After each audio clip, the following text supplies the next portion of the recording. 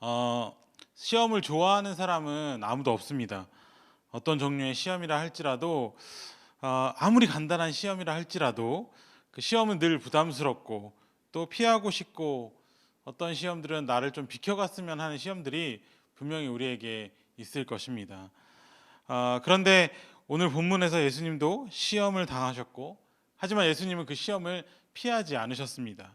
그리고 예수님께서 당하신 세 가지 시험은 2000년 전에 그냥 예수님께서 당하신 그런 시험이 아니라 오늘날 우리도 마찬가지로 우리를 시험에 빠뜨리고 넘어뜨리려고 하는 그 사단들이 우리를 계속해서 공격하는 그 전략을 우리들에게 잘 보여주고 있는 것이기도 합니다. 첫 번째 시험에서 사단은 우리의 육체적이고 본능적인 욕구를 자극합니다. 그래서 육체적인 부분을 공격하고 있는 것입니다. 그래서 첫 마디부터 사탄은 예수님을 공격하는 자신의 의도를 드러내고 있습니다. 사탄은 예수님이 과연 하나님의 아들인지 의문을 제기했습니다. 시험에서 이기려고 사탄은 처음부터 이 예수님으로 하여금 자기 정체성을 의심하게 했고 세상적인 욕구에 빠지도록 만든 것입니다. 예수님이 지금 상태는 40일간 금식한 이후였습니다. 그래서 육신적으로 극히 약한 상태였습니다. 또 광야에서 40일 동안 홀로 지내면서 외로움에 있었던 상황이었습니다.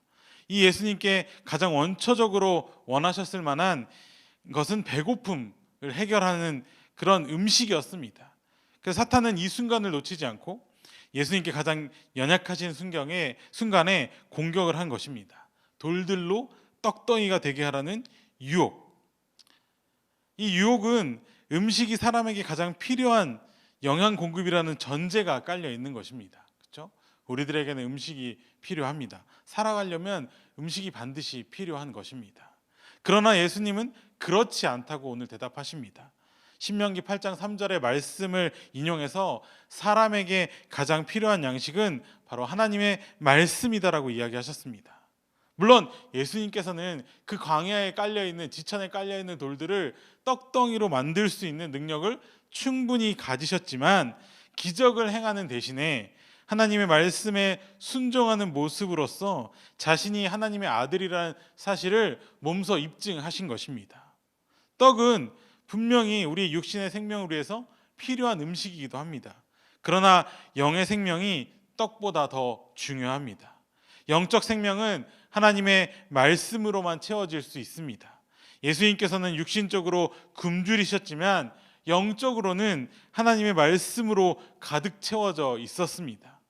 그래서 요단강에서 하늘이 열리고 말씀으로 인해서 자신이 누구신지 아셨기 때문에 예수님의 정체성은 광야에서 그 굶주림을 구걸하는 사람이 아니라 하나님 아버지의 말씀으로 기뻐하는 바로 하나님의 아들이시라는 정체성을 예수님께서 잘 알고 계셨던 것입니다.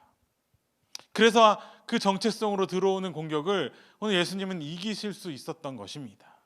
우리도 하나님의 입에서 나오는 말씀이 있어야 사람답게 살 수 있습니다. 육체적이고 본능적인 욕구를 이길 수 있는 능력은 오직 말씀을 기억하고 그 말씀대로 순종하는 데서 나온다는 사실을 기억하시기 바랍니다. 두 번째 시험은 하나님의 때와 방법보다 세상이 요구하는 모습으로 인정받고 싶게 만드는 것입니다. 사탄이 세상의 인정을 받게 만드는 그 욕구를 자극한 것입니다. 또 우리의 마음과 생각을 공격한 것입니다. 두 번째 시험에서 사탄은 공격의 강도를 더 높입니다. 당연한 것입니다. 첫 번째 시험에 예수님께서 눈 하나 깜빡하지 않으시고 그 시험을 이겨내셨습니다. 그렇기 때문에 사탄의 강도가 높아지는 것은 너무나도 당연한 이야기입니다. 예수님께서 육체적이고 본능적인 욕구에 대한 시험에서 조금도 흔들리지 않자 이 사탄은 전략을 바꿔버렸습니다. 사탄은 예수님이 하나님의 약속을 의심하기를 바랬습니다. 그래서 사탄은 예수님을 성전 꼭대기에 데려갑니다. 헤롯 성전은 당시에 굉장한 곳이었습니다. 어느 랍비가 이 성전을 보면서 뭐라고 얘기했냐면 이 성전을 보지 못한 사람들은 진정한 아름다움을 보지 못한 사람이다 라고 말할 정도로 웅장하고 크고 그 아름다운 성전이었습니다. 이 사탄이 이 예수님을 이 웅장한 건물 꼭대기로 데려갑니다. 예수님의 첫 번째 시험에서 조금도 흔들리지 않자 전략을 바꾼 것입니다. 그리고 사탄은 하나님이 그가 사랑하시는 이를 보호하신다는 내용의 시편 91편 11절 12절 말씀을 인용해서, 사탄도 하나님의 말씀을 인용해서 예수님을 시험하기 시작합니다. 사탄의 의도는 예수님이 이 두 구절을 전체 맥락과 상관없이 따로 떼어서 이해하도록 하는 데 있었습니다. 그러나 시편 91편의 전체적인 내용은 전능하신 하나님을 믿고 신뢰하는 자에 관한 이야기입니다.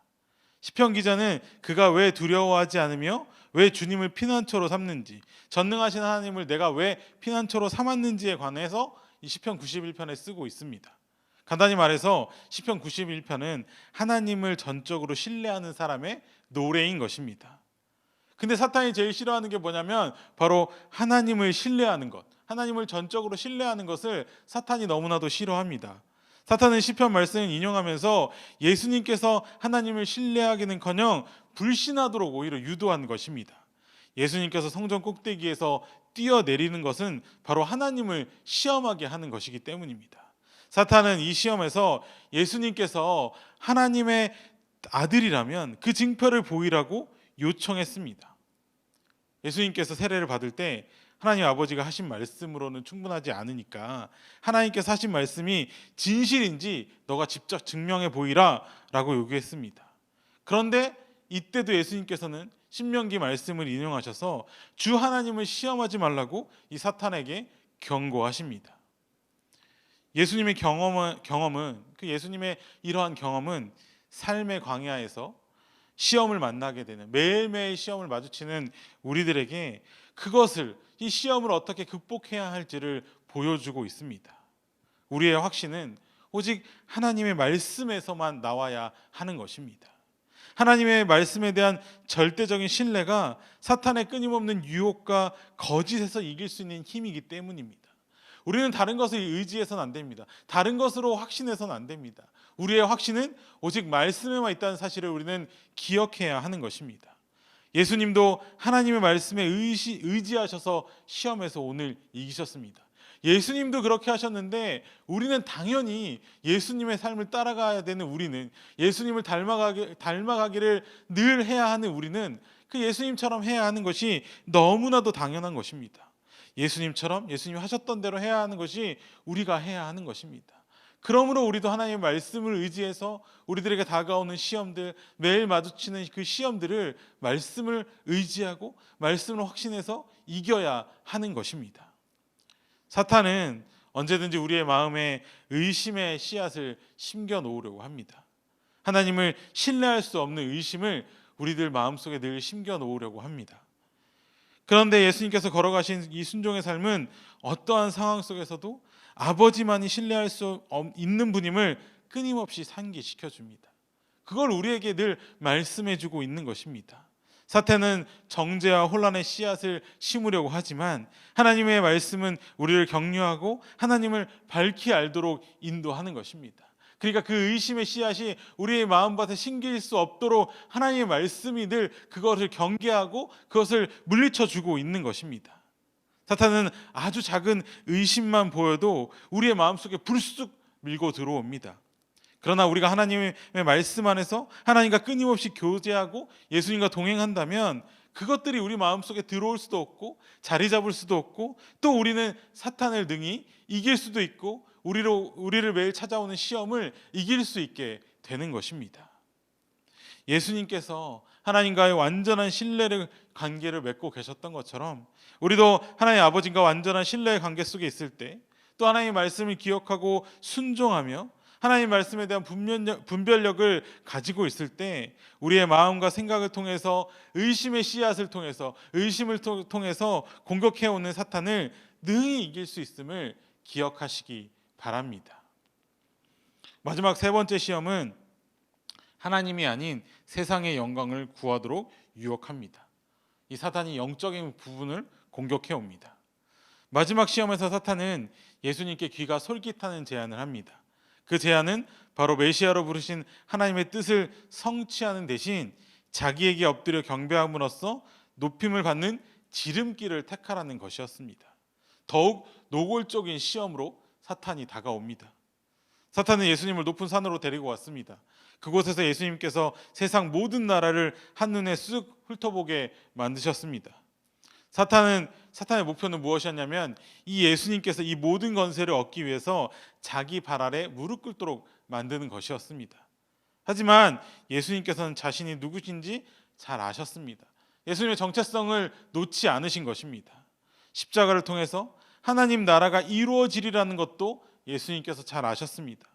하나님 나라는 스스로 높이는 데서 생기는 것이 아니라 스스로 희생하는 데서 영광이 흘러나온다는 것도 예수님께서 잘 아신 것입니다. 그래서 예수님께서는 하나님만이 경배와 섬김을 받으시기에 합당하시다라고 다시 한번 신명기 말씀을 통해서 이 사탄의 시험을 이기신 것입니다. 우리도 마찬가지입니다. 우리는 우리가 모르는 사이에 보이는 것에 많이 현혹됩니다. 보이는 것이기 때문에. 그런데 그런 것에 보이는 것에 현혹되다 보면 우리가 결국 하나님을 섬기는 것이 아니라 세상을 섬기는 길로 빠질 때가 너무나 많습니다. 우리는 보이는 것에 현혹되어서 우리도 모르는 사이에 세상을 섬기지 않도록 늘 깨어 있어야 하는 것입니다. 그래야 사탄의 시험으로부터 이길 수 있는 것입니다. 오늘 사탄은 육체적인 것, 또 마음과 생각, 영적인 부분, 이 모든 것을 교묘히 흔드는 시험으로 예수님께 다가갔습니다. 그리고 오늘 우리에게 사탄은 그렇게 다가오고 있습니다. 심지어 이 모든 시험에서 사탄이 예수님께 뭐라고 했냐면 내가 하나님의 자녀라면 이 정도는 해야지, 이 정도는 돼야지, 성경에 이렇게 하라는데, 그러니까 당신이 하나님의 아들이라면 그럼 성경에 이렇게 기록되어 있는데 라면서 우리의 정체성과 자존심을 자극하고 하나님의 말씀을 이용하는 데까지 하고 있습니다. 그리고 사탄은 오늘 나의 약점을 교묘하게 이용하고 우리에게 뭐라고 얘기하냐면 너 하나님의 자녀가 맞니? 하나님 정말로 들어주실까? 쉬운 길 얼마든지 있어. 왜 어려운 길로 가려고 해? 나를 믿고 쉬운 길로 따라와 라며 우리들과 나의 정체성을 마구 자극하기도 합니다. 그럴 때 우리는 오늘 이 말씀을 기억해야 하는 것입니다. 할 수 없어서가 아니라 원치 않으셔서 마귀의 시험을 말씀으로 물리치신 이 예수님의 방법을 우리는 기억해야 하는 것입니다.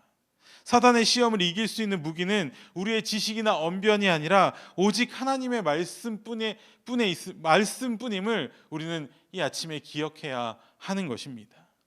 그리고 나의 존재는 스스로 증명하는 것이 아니라 하나님 안에서 찾는 것입니다. 하나님을 신뢰하는 데 있는 것입니다. 하나님을 무한히 신뢰함으로써, 전적으로 절대적으로 신뢰함으로써 하나님 안에 거할 때 나의 존재가 증명되는 것입니다. 그러므로 우리는 다른 데 눈 돌리지 말고 하나님 말씀을 읽고 묵상하고 또 매일 묵상하는 그 말씀을 통해서 하나님의 뜻을 바로 알고 하나님을 의지함으로, 하나님을 전적으로 신뢰함으로 말씀 속에서 이 시험을 이길 답을 찾는 우리 모두가 되기를 바랍니다. 오늘 하루의 삶 속에서도 수많은 사탄들이 우리들을 여러 가지 시험을 우리들에게 할 것입니다. 그 시험을 통해서 우리를 넘어뜨리고 쓰러뜨리고 시험에 빠뜨리고 좌절하게 만들고 분노하게 만들고 심지어는 예수님을 부인하고 떠나게 만들려고 그 사탄들은 우리를 호시탐탐 노리고 있는 것입니다. 우는 사자와 같이 우리들을 노리고 있습니다. 우리가 혹시나 의심을 하는 조금의 마음이 생기면 그 공간을 사탄이 계속해서 교묘히 파고들어서 그 의심이 점점 커지게 해서 예수님을 미워하고 예수님을 멀어지게 하게 만드는 것이 사탄들이 하는 것입니다.